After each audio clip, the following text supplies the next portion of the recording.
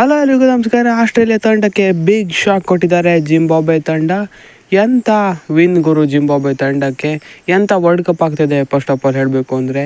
So ಅಂಡರ್ಡಾಗ್ಸ್ ಅಂತ ಕರ್ಸ್ಕೊಂಡಿದ್ದ ತಂಡವೆಲ್ಲ ಸರಿಯಾಗಿಯೇ ಹಾಕೊಂಡು ಗುಮ್ತಾ ಇದ್ದಾರೆ ಅಂತಲೇ ಹೇಳ್ಬೋದು ಮೇನ್ ಟೀಮನ್ನು. ಸೊ ಆಸ್ಟ್ರೇಲಿಯಾದಂತಹ ಬಲಿಷ್ಠ ತಂಡವನ್ನು ಇವತ್ತು ಜಿಂಬಾಬ್ವೆ ಸೋಲಿಸಿದ್ದಾರೆ. ಸೊ ನಿಜಕ್ಕೂ ಒಂದು ಬೆಂಕಿ ಮ್ಯಾಚ್ ಆಗಿತ್ತು ಅಂತಲೇ ಹೇಳ್ಬೋದು. ಜಿಂಬಾಬ್ವೆಗಂತೂ ಇದು ಖಂಡಿತವಾಗ್ಲೂ ತುಂಬಾ ಖುಷಿ ಕೊಟ್ಟಿರುತ್ತೆ. ಸೊ 2007ರಲ್ಲಿ ಒಮ್ಮೆ ಆಸ್ಟ್ರೇಲಿಯಾನ ಜಿಂಬಾಬ್ವೆ ಸೋಲಿಸಿದ್ರಂತೆ. ಅದಾದ ಬಳಿಕ ಇವತ್ತೇ ಅದು ಕೂಡ ಬಿಗ್ ಮ್ಯಾಚ್ ಅಂದರೆ ವರ್ಲ್ಡ್ ಕಪ್ನಂತಹ ಬಿಗ್ ಮ್ಯಾಚ್ನಲ್ಲಿ ಸೋಲಿಸಿದ್ದಾರೆ. ಸೊ ಆಸ್ಟ್ರೇಲಿಯಾಕ್ಕೆ ಇದು ನುಂಗಲಾರದ ತೂತಾಗಿದೆ ಖಂಡಿತವಾಗ್ಲೂ. ಯಾಕಂದರೆ ಜಿಂಬಾಬ್ವೆ ಆ ಲೆವೆಲ್ಗೆ ಇವತ್ತು ಟಫ್ ಕಾಂಪಿಟೇಷನ್ ಕೊಡೋದಲ್ಲದೆ ಮ್ಯಾಚನ್ನು ಕೂಡ ವಿನ್ ಆಗಿದ್ದಾರೆ. ಸೊ ಇವತ್ತಿನ ಪಂದ್ಯದಲ್ಲಿ ಏನೇನಾಗಿತ್ತು ಈ ಮ್ಯಾಚ್ನಲ್ಲಿ ಅಂತ ನೋಡೋಣ ಈ ವಿಡಿಯೋದಲ್ಲಿ. ಅದಕ್ಕೂ ಮೊದಲು ಚಾನಲ್ಗೆ ದಯವಿಟ್ಟು ಸಬ್ಸ್ಕ್ರೈಬ್ ಮಾಡಿ. ಬನ್ನಿ ವಿಡಿಯೋನ ಪಟ ಅಂತ ಸ್ಟಾರ್ಟ್. ಸೊ ಇವತ್ತು ಜಿಂಬಾಬ್ವೆ ಮೊದಲು ಬ್ಯಾಟಿಂಗ್ ಮಾಡ್ತಾರೆ.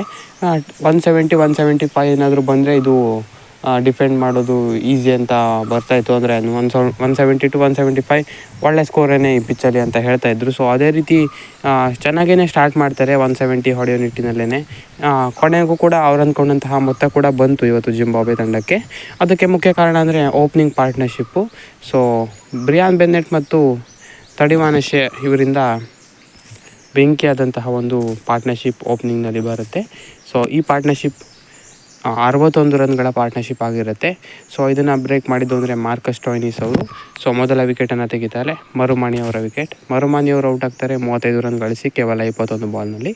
ಸೊ ಅದಾದ ಬಳಿಕ ಸ್ಲೋ ಆ್ಯಂಡ್ ಸ್ಟಡಿಯಾಗಿ ಒಂದು ಪಾರ್ಟ್ನರ್ಶಿಪ್ ಬಿಲ್ಡ್ ಆಗುತ್ತೆ ಬ್ರಿಯಾನ್ ಬೆನ್ನೆಟ್ ಮತ್ತು ರಿಯಾನ್ ಬರ್ಲ್ ಅವರಿಂದ. ಸೊ ಸ್ವಲ್ಪ ಸ್ಲೋ ಅಂತ ಅನಿಸಿದ್ರು ಕೂಡ ಸೊ ಪಿಚ್ ಕೂಡ ತುಂಬಾ ಕಷ್ಟ ಇತ್ತು ಅಲ್ಲಿ ಬ್ಯಾಟ್ ಮಾಡೋದಕ್ಕೆ. ಸೊ ಹಾಗಾಗಿ ಒಳ್ಳೆಯ ಪಾರ್ಟ್ನರ್ಶಿಪ್ ಅಂತಲೇ ಇದು ಕನ್ಸಿಡರ್ ಆಗುತ್ತೆ ಖಂಡಿತವಾಗ್ಲೂ. ಸೊ ಇನ್ನೇನು ಎಕ್ಸಲರೇಟ್ ಮೂಡ್ಗೆ ಹೋಗ್ತಾರೆ ಅನ್ನೋಷ್ಟರಲ್ಲಿ ರಿಯಾನ್ ಬರ್ಲ್ ಔಟ್ ಆಗ್ತಾರೆ ಕ್ಯಾಮ್ರನ್ ಗ್ರೀನ್ಗೆ.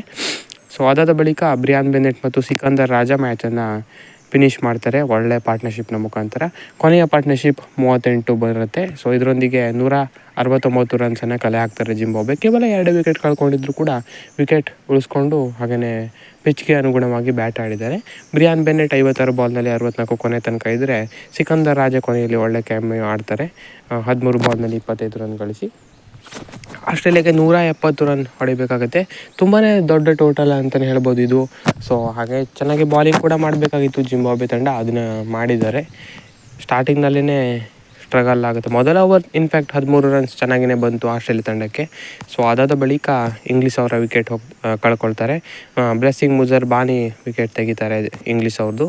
ಇಂಗ್ಲೀಷ್ ಅವರು ಔಟಾದ ಬಳಿಕ ಕ್ಯಾಮ್ರನ್ ಗ್ರೀನ್ ಅವರ ವಿಕೆಟನ್ನು ಬ್ರ್ಯಾಡ್ ಇವನ್ಸ್ ತೆಗಿತಾರೆ. ಅದಾದ ಬಳಿಕ ಟಿಮ್ ಡೇವಿಡ್ ಅವರ ವಿಕೆಟನ್ನು ಬ್ಲೆಸ್ಸಿಂಗ್ ಮುಜರ್ ಬಾನಿ. ಕ್ಯಾಮ್ರನ್ ಗ್ರೀನ್ ಮತ್ತು ಟಿಮ್ ಡೇವಿಡ್ 0ಗೆ ಔಟ್ ಆದರು ಇವತ್ತು. ಸೊ ಅದೇ ಆಸ್ಟ್ರೇಲಿಯಾಕ್ಕೆ ಮುಳುವಾಗಿದ್ದು. ಸೊ ಇನ್ನೊಂದು ಎಂಡಲ್ಲಿ ಟ್ರಾವಿಸ್ ಹೆಡ್ 3 ಬೌಂಡ್ರೀಸೊಂದಿಗೆ ಚೆನ್ನಾಗಿಯೇ ಆಡ್ತಾಯಿದ್ರು. ಸೊ ಅವರ ವಿಕೆಟ್ ತೆಗೆಯೋದು ಇಂಪಾರ್ಟೆಂಟ್ ಆಗಿತ್ತು. ಅದನ್ನು ಮತ್ತೊಮ್ಮೆ ಬ್ರ್ಯಾಡ್ ಇವನ್ಸ್ ಅವರೇ ಮಾಡ್ತಾರೆ. ಆಸ್ಟ್ರೇಲಿಯಾ ಸ್ಟಾರ್ಟಿಂಗ್ನಲ್ಲೇ ಸ್ಟ್ರಗಲ್ ಕಾಣಿಸ್ತು ಅಂತಲೇ ಹೇಳ್ಬೋದು ಆಸ್ಟ್ರೇಲಿಯಾ ಬ್ಯಾಟಿಂಗ್ನಲ್ಲಿ. 29ಕ್ಕೆ 4 ವಿಕೆಟನ್ನು ಕಳೆದುಕೊಳ್ತಾರೆ. ಸೊ ತುಂಬಾ ಬಿಗ್ ಟಾರ್ಗೆಟ್ ಇತ್ತು. ಸೊ ಮ್ಯಾಕ್ಸ್ವೆಲ್ ಮತ್ತು ರೆನ್ಶೋ ಇರ್ತಾರೆ. ಸೊ ಮ್ಯಾಕ್ಸ್ವೆಲ್ ಮೇಲೆ ಈ ಥರ ಮ್ಯಾಚಸಲ್ಲಿ ಜಾಸ್ತಿ ನಂಬಿಕೆ ಇತ್ತು ಅಂತ ಅನಿಸುತ್ತೆ. ಆಸ್ಟ್ರೇಲಿಯಾ ತಂಡಕ್ಕೂ ಕೂಡ ಅದೇ ರೀತಿ ನಂಬಿಕೆ ಇತ್ತು ಅಂತ ಅನಿಸುತ್ತೆ ಮ್ಯಾಕ್ಸ್ವೆಲ್ ಅವರ ಮೇಲೆ. ಸೊ ಒಂದು ಪಾರ್ಟ್ನರ್ಶಿಪ್ನಲ್ಲಿ ಕೂಡ ಇನ್ವಾಲ್ವ್ ಆಗ್ತಾರೆ ಮ್ಯಾಕ್ಸ್ವೆಲ್ ಅವರು ರೆನ್ಶೋ ಅವರ ಜೊತೆ. ರೆನ್ಶೋ ಇನ್ಫ್ಯಾಕ್ಟು ತುಂಬಾ ಸಖತ್ತಾಗಿ ಆಡ್ತಾರೆ. ಒಂದೊಳ್ಳೆಯ ಪಾರ್ಟ್ನರ್ಶಿಪ್ ಕೂಡ ಬರುತ್ತೆ ಇವರ ನಡುವೆ. ಗ್ಲೆನ್ ಮ್ಯಾಕ್ಸ್ವೆಲ್ ಮತ್ತು ಮ್ಯಾಟ್ ರೆನ್ಶೋ ಅವರ ನಡುವೆ ಒಳ್ಳೆಯ ಪಾರ್ಟ್ನರ್ಶಿಪ್ ಕೂಡ ಬರುತ್ತೆ. ಸೊ ಇವರ ಪಾರ್ಟ್ನರ್ಶಿಪ್ 77 ರನ್ಸ್ ಪಾರ್ಟ್ನರ್ಶಿಪ್ ಆಗಿತ್ತು ಇದು.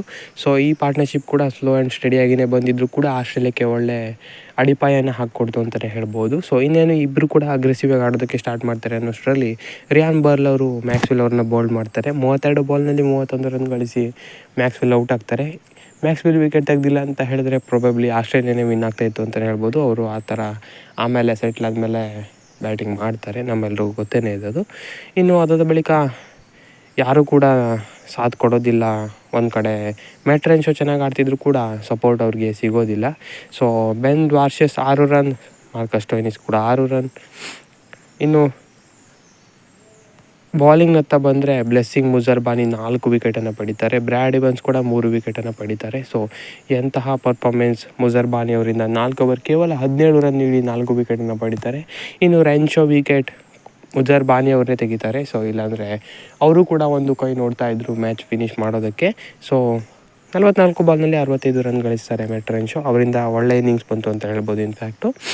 ಸೊ ಒಟ್ಟಿನಲ್ಲಿ ಹೇಳಬೇಕು ಅಂದರೆ ಕೊನೆಗೆ ಜಿಂಬಾಬ್ವೆನೇ ವಿನ್ ಆಗಿದ್ದು 23 ರನ್ಸ್ನಿಂದ. ಸೊ ಒಳ್ಳೆ ವಿಕ್ಟರಿ ಇವತ್ತು ಜಿಂಬಾಬ್ವೆ ತಂಡಕ್ಕೆ. ಸೊ ಸಖತ್ ಖುಷಿಯಾಗಿರ್ತಾರೆ ಖಂಡಿತವಾಗ್ಲೂ.